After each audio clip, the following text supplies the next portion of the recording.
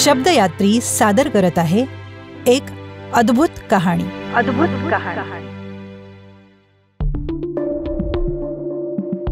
मानवी मेंदू किती सामर्थ्यशाली असतो नाही. मेंदूची क्षमता ही अफाट असते. अनेक गोष्टींच्या स्मृती त्यामध्ये जपून साठवून ठेवलेल्या असतात. कधी कधी तर आपल्याला आठवत नाही म्हणून आपण त्रागा करतो. इतकंही लक्षात राहत नाही म्हणून एखाद्याची खिल्लीही उडवतो, चेष्टा करतो. पण विचार करा, जर याच्या विरुद्ध झालं तर, म्हणजेच सर्वच गोष्टी लक्षात राहायला लागल्या तर. आपल्या सगळ्याच आठवणी काही सुखकर असतात असं नाही. काही आठवणी वेदना देणाऱ्या, काही भीती घालणाऱ्या अशा देखील असतात. मग त्याही लक्षात राहतील. अशा वेळी सर्व लक्षात राहणं हे वरदान ठरेल की त्रासदायक? 18व्या शतकात सोलोमन शेरेस्वस्की नावाची एक रशियन व्यक्ती होऊन गेली. 1 मे हा त्यांचा स्मृतिदिन. सॉलोमन यांचं वैशिष्ट्य म्हणजे त्यांची जबरदस्त स्मरणशक्ती. ते काही म्हणजे काहीच विसरत नसत. गंमत म्हणजे त्यांना स्वतःला यामध्ये काही विशेष आहे असं वाटायचंच नाही. मानसशास्त्रज्ञांसाठी मात्र ते अभ्यासाचा विषय ठरले.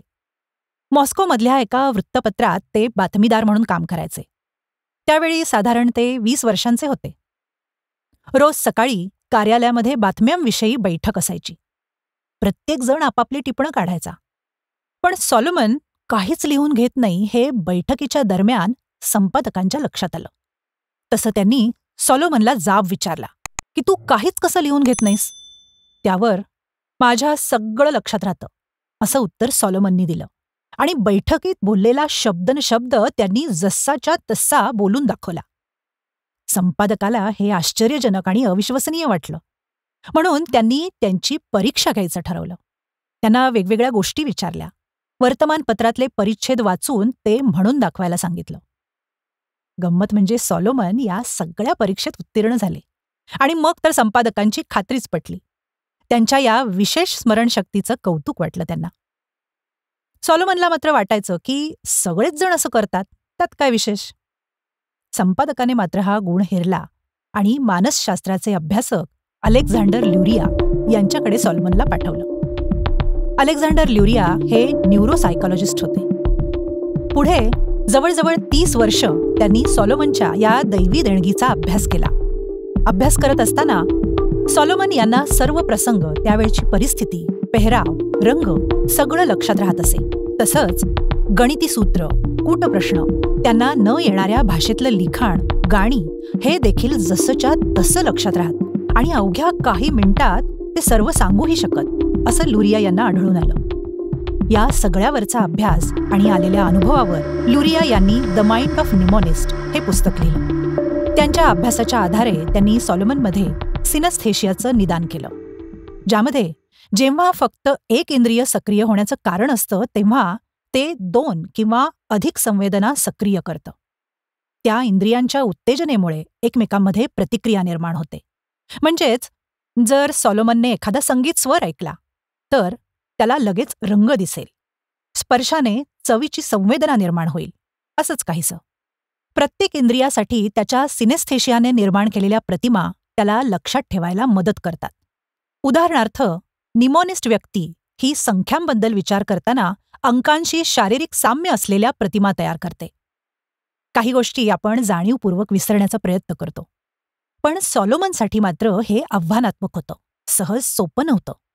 त्याची स्मरणशक्ती इतकी शक्तिशाली होती की ते अजूनही अनेक दशकं जुन्या घटना आणि अनुभव, त्यातले अगदी लहान तपशील देखील आठवू शकत होते.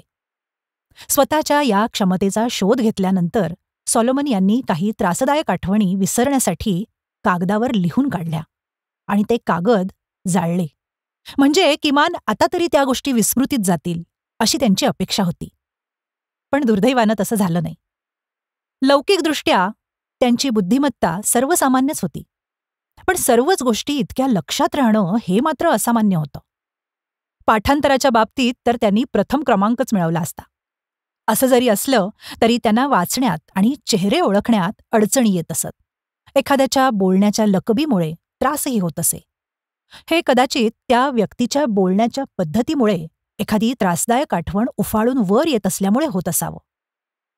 एखादी घटना आणि शब्द यांचा परस्पर संबंध त्यांच्या मनात इतका ठसलेला असायचा की आपला एक हात गरम विस्तवावर ठेवलाय आणि दुसऱ्या हातात बर्फ पकडलाय अशा नुसत्या कल्पनेनं देखील त्यांचा तो हात गरम तर बर्फ पकडलेला हात थंड होत असे.